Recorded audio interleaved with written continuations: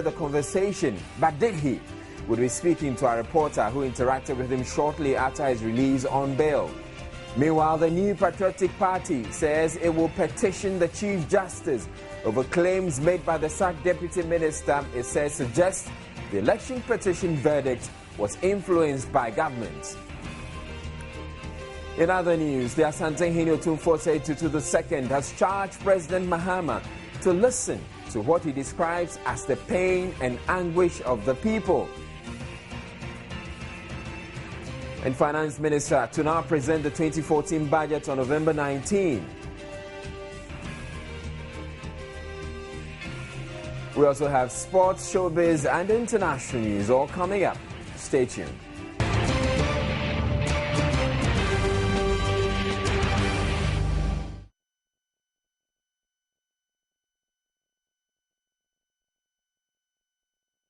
President Mahama has dismissed the Deputy Minister of Communications, Victoria Hammer.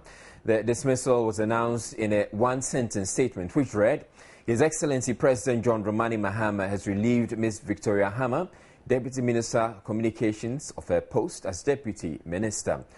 No reason has been given for the dismissal, but it comes less than 24 hours after the circulation of a tape in which she is purported to have made some revelations about happenings within government.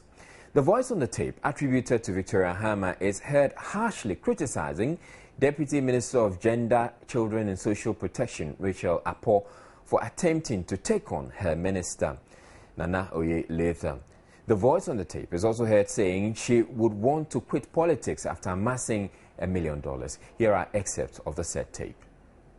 Tony Peter has been the friends of the Rollinses, being a friend to the President John now and his wife. I learned even before the verdict tribunal, Nana was with the justice and all that. You don't know the role she has played even for us to win the court case. They want to use your own intelligence to overthrow her. Yeah. You know, UNITA is an institution that me, you and Senna, it is politics that has given us name. We still don't even have proper root yet. And I'm saying, right now, who are the strong alliances you have? Or even Tolita and John Muhammad, you have got an alliance, they are allies. I'm saying, you cannot boast of 100,000 Ghana cedi in your account or dollars. You are there fighting. You listen on your appointment, you came last minute at Parliament. You were crying like a baby. And I'm saying, you won an MP, and I didn't win an MP. I say, yes. Right here, didn't right here win? Did I win my seat? Did I win my seat? My appointment was solid, way back. So what does it tell you? That even in terms of influence, I'm more influenced than you and Ryan. The Tonilita controls 3 ministries. On Ryan, only answer. I even have more access than she has. So more than she used me to get there. Me, I told Ryan, I said, who you did it? And I made the support as if they make you $1 million, not me. If you have money, then you can control people. People can listen to you. That's crazy. In a related development, the driver of the former Deputy Minister of Communications, Victoria Hammer, has been granted bail after he was detained by the police on suspicion that he was responsible for the recording of her boss, which has gone viral and which could be the reason for her dismissal. Public Relations Officer of the Accra Region Police Command, DSP Freeman Tete, confirmed Lawrence Kwesing, whose photo you have on the screens now, has been bailed. He says he was arrested last night based on a complaint by the Deputy Communications Minister, but says they are yet to formally charge him.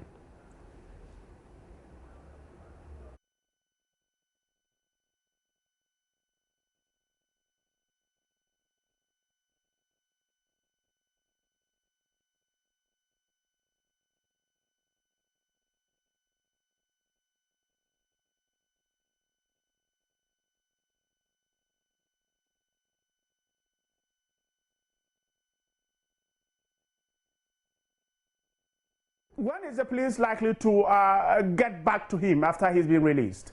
That will be an arrangement between he and the investigator on the case. The investigation is a process, not an event, so it's a matter of time. Then we will see whether we should proceed with the case or truncate it. What is interested is that, first of all, we have to establish whether recording somebody secretly amounts to a criminal act. Based on that, then we will widen the investigation. we have to establish whether it's a crime or it's a civil issue. But if we are unable to establish that, then we will leave it like that.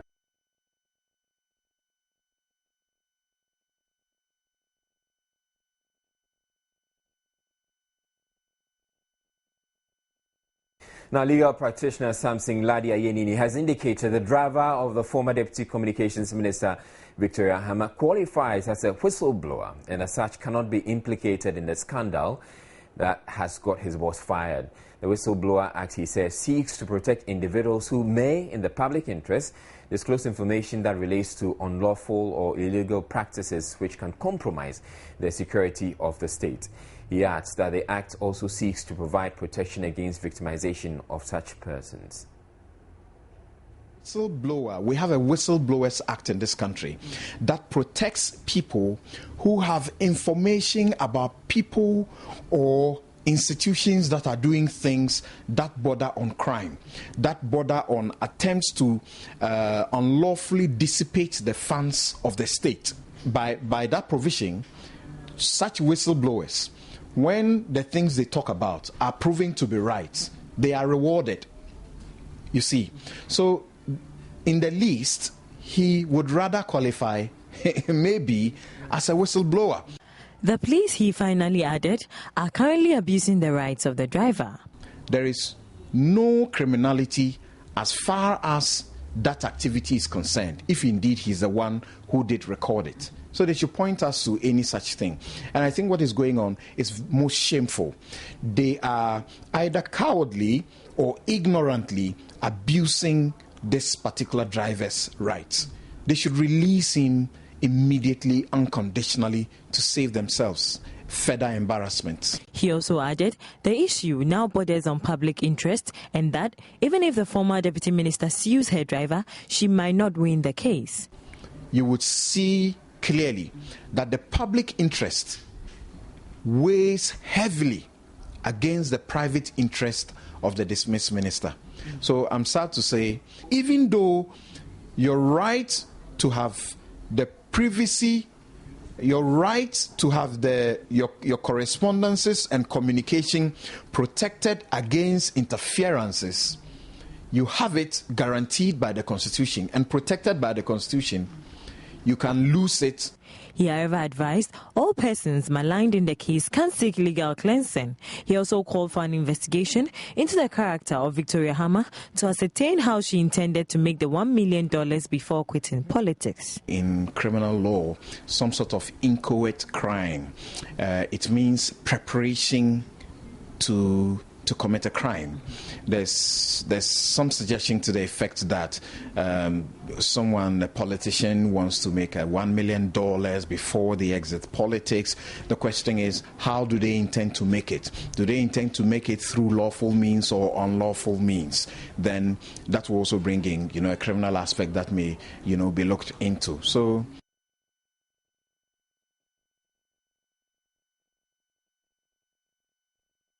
Now, Kwache Afre-Nuama is with Joy News, and he was at the police station when Lawrence Kwesing, the driver, was released. He joins me in the studio now to tell me what he managed to glean from him. Good evening to you, Kwache. Now, which police station was Lawrence Kwesing sent to, and what have you been able to get from him as to when he was picked up and what has happened to him since he was arrested? Yes, he was sent to the Mile 7 police station at Achimota. That was yesterday around 8 p.m. He told me that it was two policemen, a police patrol car, that picked him up yesterday. Okay, and what did they tell him when they came to arrest him? Apparently, the information the police had gotten was that he was involved in this leak tape, and when they picked him up, they told him exactly that his involvement in the whole saga, he was being picked up for that particular reason. But apparently he wasn't charged even up until the time he was bailed by his father today. Okay. And what does he know about this recording? Did he record it? Well, Lawrence Kwesing tells me that he knows absolutely nothing about the tape recording. He says that Victoria Hama, former communication minister, dismissed for that matter, is his cousin, and there is no way he can do something of that sort to her. But you were telling me earlier that you had an interaction with him after he was released, and he wasn't quite, when you asked him that particular question, he wasn't that confident or he wasn't that emphatic.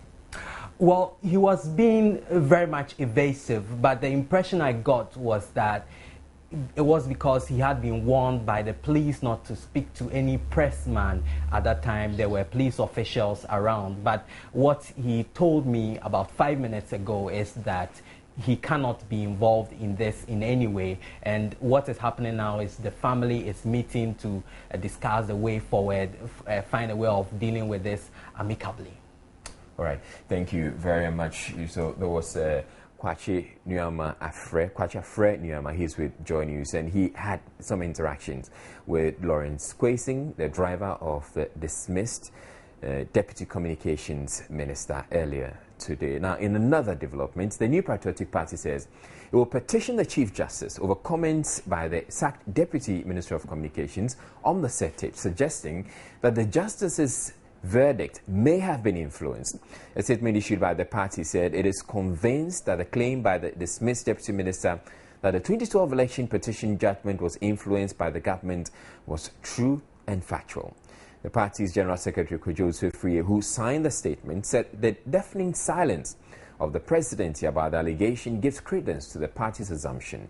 He told Brighton and Anfo on The Big Story a while ago that they will petition the Chief Justice as early as Monday.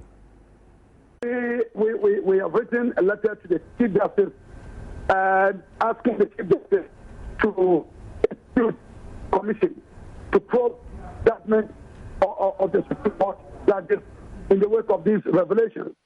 We believe that the independence of the judiciary has been called into question by these revelations. And if the sanctity of the judiciary cannot be maintained, but can be influenced by officials in government, then hope that the ordinary man on the street, have of obtaining justice if the court is available to be unduly influenced. So it is important that the Chief Justice, the probe to show all of us that we are all safe and that we are not at the mercy of government who can influence, judgment of this magnitude.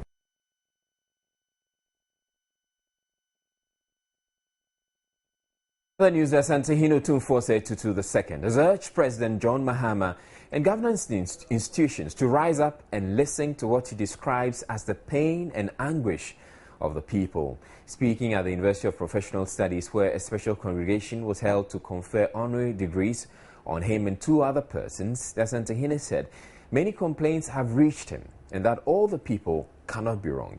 He cited tariff hikes, soaring cost of business, the infrastructural deficit, single spine and corruption as a bane of Ghanaians.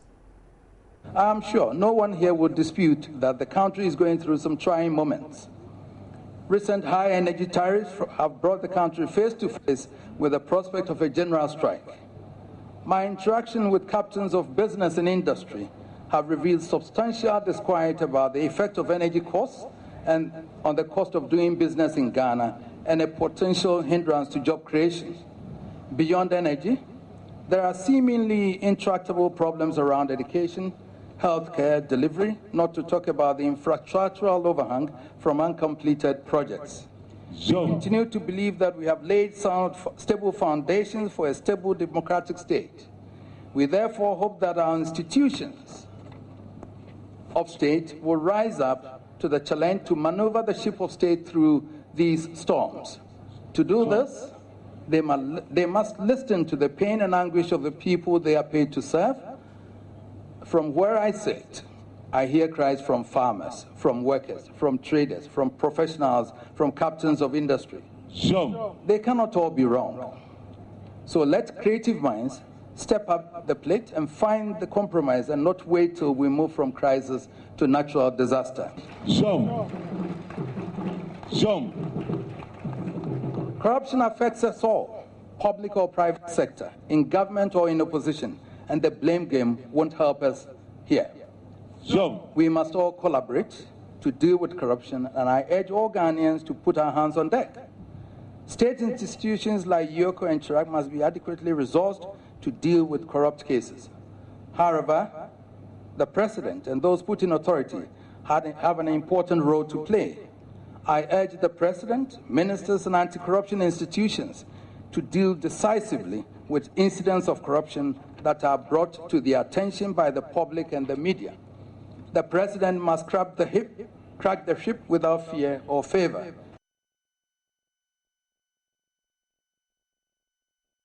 Osei Tutu also lashed out at sections of the media for peddling falsehood and called on the professionals to instill sanity in the industry. Media professionals are being churned out by the hundreds. We all applaud the work of the bulk of them, but side by side with this positive outlook is the ugly intruder who seeks to use the media as a weapon of national destruction to attack, to insult and violate the honor and integrity of individuals and institutions without any compunction. The very ethics of the profession are cast aside as they assert their own right to concoct and fabricate naked and various falsehoods against individuals and institutions. I can only call on all true media professionals to stand up and defend the integrity and honor of their profession as a profession of truth and not peddlers of falsehood.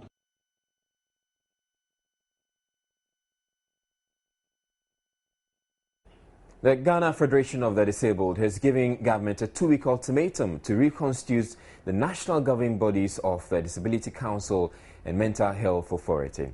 According to the Federation's president, government is yet to reconstitute the two governing bodies after their mandate expired in April 2012. The group is threatening to embark on a public protest if government ignores its ultimatum. Members of the Federation bemoaned that, after several calls on government to reconstitute the governing bodies, it is yet to act, leaving the two institutions without any oversight for the past 18 months. The oversight would typically include the monitoring and evaluation of disability policies and programs geared towards addressing disability needs in the country. According to the Federation's president, members have come to the conclusion government is unconcerned about their plight, insisting the passage of the Mental Health Bill alone is not enough. Since the Mental Health Act was also passed, the government has not also put in place any governing council to actually guide the operations of the authority. And for that matter, the act is in place, but its machinery is not being oiled at all. We are seeing no sign at all about government's intention to put these bodies in place. The president doesn't see it as a priority. Is it because disability is not any urgent issue to attend to? We don't think the president has that in his mind. He further added, government must do well to consult with the Federation in the formation of the new governing body, since the previous one didn't act in their interest. You see people who serve government interest. In other words, sometimes it is job for the boys. But we want people with the passion for persons with disability to work on these boards. People who have some knowledge and ideas about disability, who can advance the frontiers of disability. He stressed if government doesn't respond to their plight in 2 weeks, they will be compelled to hit the streets to express their displeasure. Matilda Wemega's report for Joy News.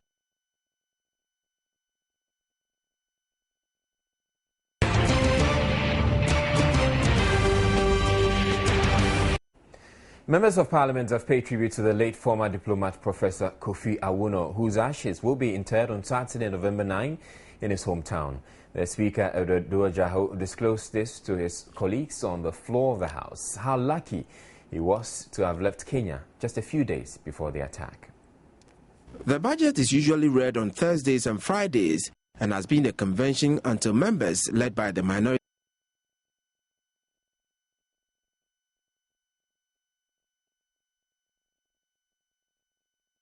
The Speaker recounted the last days he spent in Kenya before the death of the late Professor Awoonor was announced. I'm yet to recover from the shock of the death of Kofi Awuno. I went beyond Nairobi. I went to Mombasa, and I have to drive 35 miles across the ferry with 2 of the clerks from Parliament to go and help them organize the induction seminar. Maybe I was lucky 1 week earlier than him. And honorable members, is quite frightening because the activities of the terrorists was rather on the Indian Ocean, around Mombasa, where I went. The minority leader in his tribute said he always found it difficult to grasp at one go the import of Professor Awuno's works. His poems and novels were not easily accessible at all. His writings were by and large enclosed and very difficult and required painstaking effort to dissect and digest. Mr. Speaker, his prose was equally inaccessible to many people. And yet, as I said, it was often very intellectually exciting to engage his writings. The majority leader then explained how he came to appreciate the professor. In the last discussions that I held with the professor, it was increasingly becoming clear that he was actually trying to leave this world. I'm saying this because he says, Ben, why we cannot understand, and I appreciate the minority leader's difficulty of assessing his poetry and his prose. He says that when you want to represent reality, reality happens simultaneously. But if you have to put it down into literary work, you have to do it in a linear manner. Other members called for the security agencies to be on the alert to avert a repeat of what happened in Kenya. Mr. Speaker, we need to go beyond just words and equip the security agencies of our country to ensure that any such unfortunate or sudden attacks on our dear country can be contained indeed.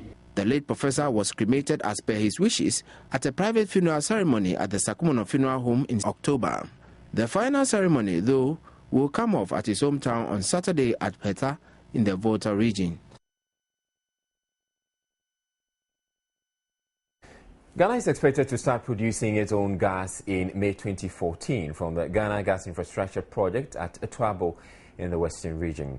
The project, which is to process 150 million standard cubic feet of raw gas per day from the Jubilee oil field, is billed to be completed by the end of April 2014, 4 months away from the original completion period of December 2013. The Chief Executive of the Ghana Gas Company, Dr. George Sipayanki, told President John Mahama today when he inspected the gas infrastructure project at Etwabo that the delay in the completion period for the project was due to some technical challenges. He assured the President that the engineers had overcome the challenges and were working hard to finish the project by the end of April 2014. The overall Ghana Gas Infrastructure project is 75% complete. The gas processing plant component is 60% complete, while the onshore and offshore pipelines are both more than 90% complete. We're taking a break. We'll be back with business news.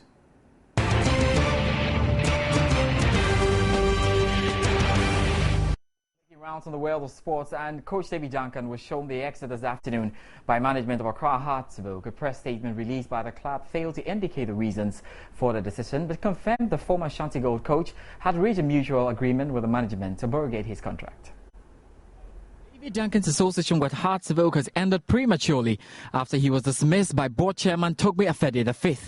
The shocking news has been communicated by club insiders, though it will not go down well with the fans, with Duncan having improved the fortunes of the club recently.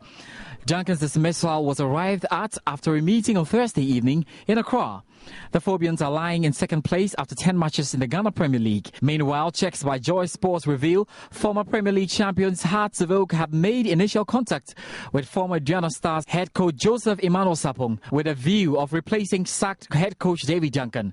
According to our sources, An unnamed member of the club's board of directors has contacted Sapong, who recently resigned from his coaching job with the Ghana Stars. Sapong is one of Ghana's most experienced coaches with stints with great Olympics, who infamously sacked him on no fewer than 5 occasions. The sports and do some weightlifting, and spokesperson of the National Weightlifting Association, Charles Osei, has revealed to Joy Sports his outfit has intensified the search for a national team coach. The national weightlifting team produced brilliant performances at the just ended African Weightlifting Championship in Morocco, but Osei says the appointment of an experienced national team coach will augment the skill of the country's weightlifters. All right, so now we just move on to the sorry about that. We couldn't get that particular voice and video for you. Let's now talk about the Joy Invitational, because we continue to build up to Season 7 of that particular tournament, scheduled for the 23rd of November at the Elwak Sports Stadium. And we turn attention to John World Life Company in Accra. Let's find out what's cooking in their camp. Well, I've just arrived from Brazil. Seriously, so in fact, Joy FM should be ready. And all the other companies should be ready. I'm going to take the... Perfect. We've had time, had some training in South Africa, had some training in Brazil, and we are ready for the competition. In terms of motivation, we've got our sponsors to give as much as 15,000, just like just like that. And you can see the squad behind me.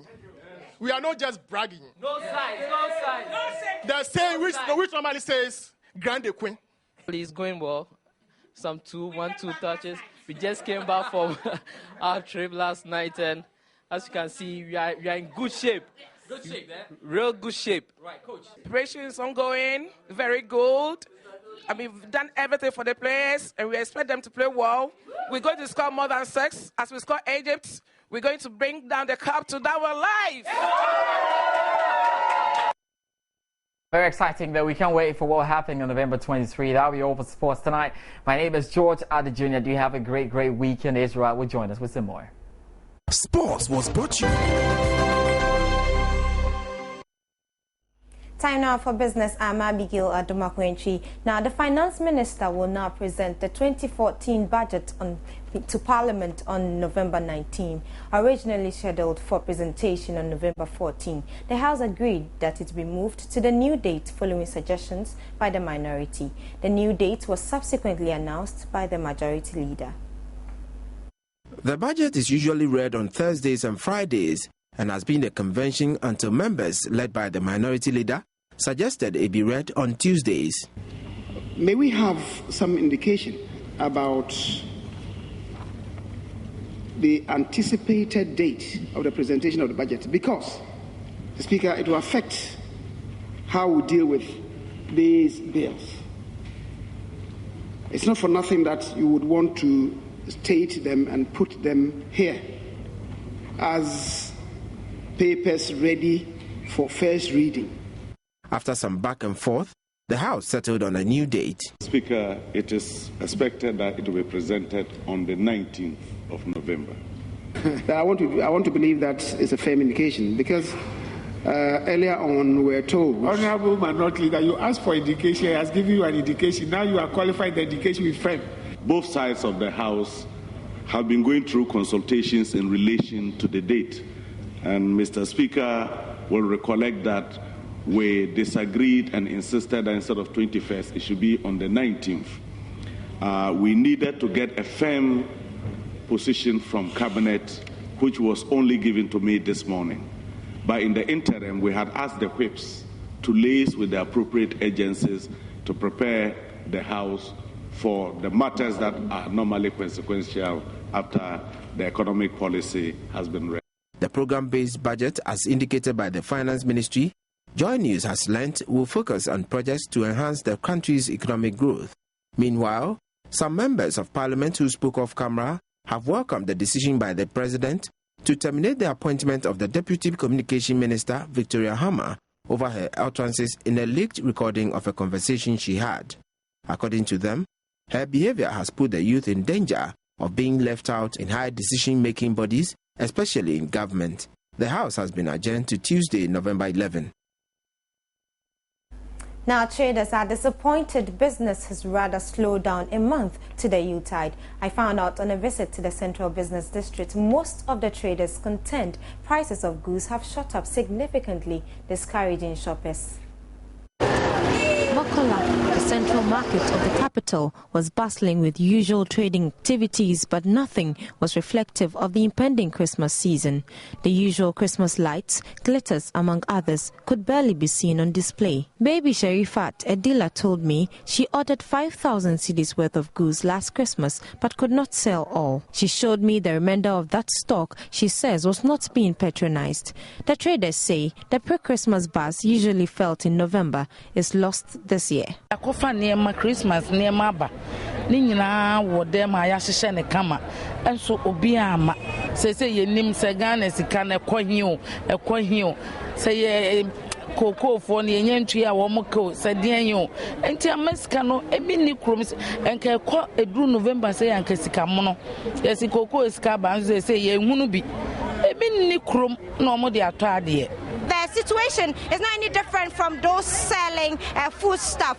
A bag of rice, I was told, for the small one goes for 19 cedis, 50 pesos from 18 cedis, and a big bag of rice has moved from 85 to about 100 cedis now. They are telling me that prices have shot up. Cooking oil, depending on the number of liters, also ranges from 4 cedis, 50 pesos to 30 cedis. The traders are concerned the prices will continue to escalate.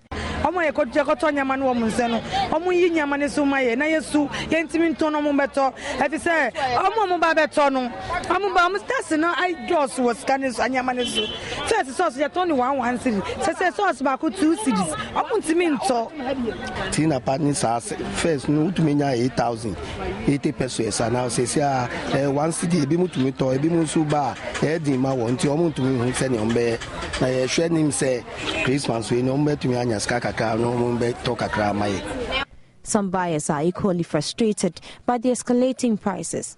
Christmas no a ben pa but the be an say Christmas wedding aben as I say yeah wo Easter region say before be faka e dia ba kra so abeto ade no eso bo modian say obetu anto niam dodo na asano be den obeko niam amisi ma abeto no me buy no ama price no matum it is kana mikita no etimi anto hwe. Others, however, do not intend shopping now for Christmas. Me back to school or school ma me di dwakwa koma no nti wonya ndi bro nya dwakra dabi school ni ne de na ye di ansa say ono no school mu na ne de ne hia nti ono ye de ono ne de koma no school ma ansa na e beba abedi bro nya de. Christmas may be approaching, but for a number of Ghanaians, the economic challenges, if not addressed, will affect many business activities and dampen the festivities this Yuletide. Reporting from Makola in Accra, Abigail Adomakwenchi for Joy News. Well, President John Mahama has appointed new chief executives for the National Petroleum Authority, NPA, and the Volta River Authority, VRA. Moses Asaga would head the NPA as acting chief executive, whilst Kek Kofi will take over from Kweku Awotwe as acting chief executive of the VRA. The announcement was contained in a statement issued by the Energy and Petroleum Ministry earlier today.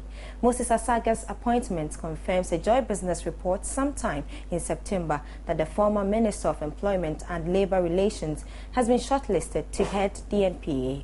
Moses Asaga was the Member of Parliament for Nabdam in the Upper West region from 1996 to 2012. He holds an MSc in Petroleum Engineering from the University of Aberdeen and an MBA from Yonsei University, South Korea. Kek Kofi, on the other hand, until his appointment, was the Deputy Chief Executive of the Volta River Authority.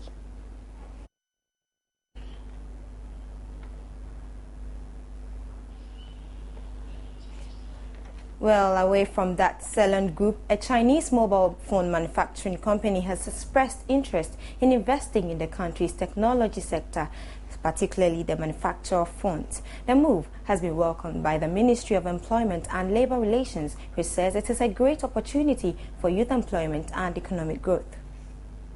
Representatives of the Chinese firm were at the Ministry of Employment and Labour Relations to make their intentions known. The company, with Samsung and iPhone affiliations, says it intends to transfer the technological know-how and introduce the latest technologies into the Ghanaian market at affordable prices.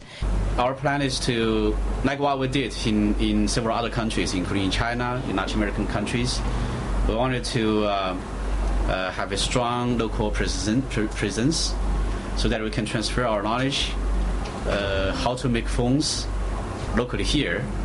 So not only just to sell our products, but also enable the local people here. This, the minister says, is good news, especially because of the current challenges with unemployment. We are interested in facilitating your establishment here, because if it's not just about producing in China and bringing the products and selling, and it's about establishment, and it's about assembling, and it's about manufacturing. I think that is something that our ministry is interested in, because obviously such a venture will create the opportunities for jobs. Silent Group is currently doing feasibility studies and hopes to start operations soon. Well, and that'll be all for business. I'm Abigail Adomakwenchi. Do enjoy your weekend.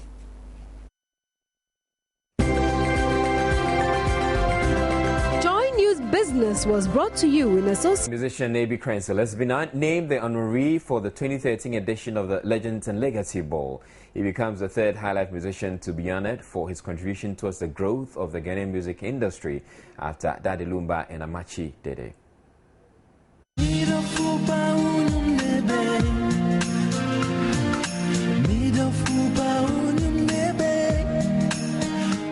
Speculation had been rife in the media a couple of weeks ago that the music maestro Kojo Inchi would be the honoree at the third Legends and Legacy Ball. But Imagine Advertising, organizers of the event, on Thursday named veteran highlife musician Alfred Benjamin Crenzel Jr., popularly known as A.B. Crenzel, as the honoree for 2013. A.B. Crenzel, who started his music career with a Strollers band in the Western region, is well known for his energetic performances with his dondong, the small drum, in his armpit. He is also known for hit songs such as Angelina, Angelina, Angelina, why you want to do me so? And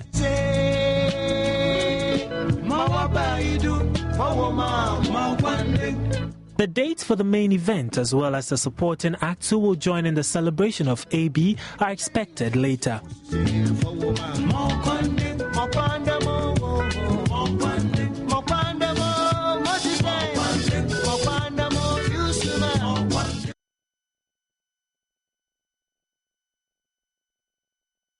Now, the name Lingua Cat should ring a bell by now, right? He's the dancehall artist from Dansoman who said he was not credited for 3 hit songs he wrote for female dancehall act Kaki. Well, the two sides have since patched up after we broke that story, and it appears Lingua Cat is now being given his due recognition by the entire Dansoman area. Lingua Cat, whose real name is Kweku Bingamwako, is a happy man now. But he wasn't that happy about a month or two ago when he told Showbiz Kaki and her management had refused to credit him for 3 of the hit songs he wrote for her. But after Kaki admitted in a separate interview with Showbiz that he wrote 2 of her hit songs, Lingua Cat wrote DC Turn Up, Top Girl, and a little portion of Too Much. Lingua Cat says there is no tension between the two camps. Everything is good. It was good. I mean, it's been good. So it's still good. And then since I heard that the lady went confirming Kaki and all that, it's been good. I mean, the fans are actually now identifying me as a brand and me as an artist, and then why they should believe in me and then still have my music going around. You know what I'm saying? So it's been good. So with the tension out of the way, what has Lingua Cat been up to? I told you I was going to shoot some series of videos, which we started. Actually, we started with one, Carolina, that is going to be out. I mean, it's out. That's how I should say. It's just going to come from the UK and then it's going to be on the TVs and that. So we're putting plans in place to have it done properly so that the fans will actually have the impact that we want to send across, because this is like my first major video that is solely me and my track. Meanwhile, he's urging all to come out to support the Dansoman Homecoming event, which he says will unveil new music talent. They're going to be having reading competition, school gala competitions, dance competitions. And actually, we're going to have a platform to bring these kids and then the whole youth thing onto the big stages, because we're trying to now match the student stuff with the main artists and the main Dansoman festival that goes on. The DC Homecoming event is scheduled for December 2013. And that's it for Showbiz.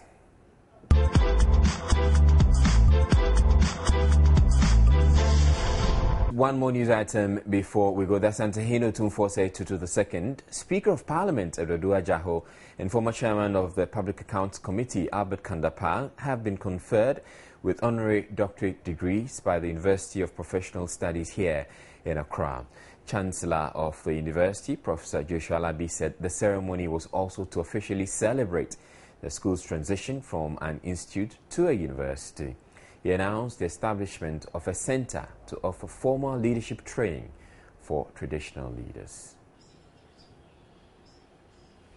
Now, before we wrap up the bulletin, leaked recording, a breakup of our top stories. Leaked recording of Deputy Communications Minister linked to a dismissal less than 24 hours after the tape went viral on social media.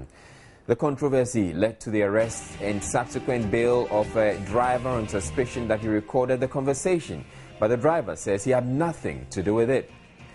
Meanwhile, the New Patriotic Party says it will petition the Chief Justice over claims made by the sacked Deputy Minister. It says suggests the election petition verdict was influenced by government.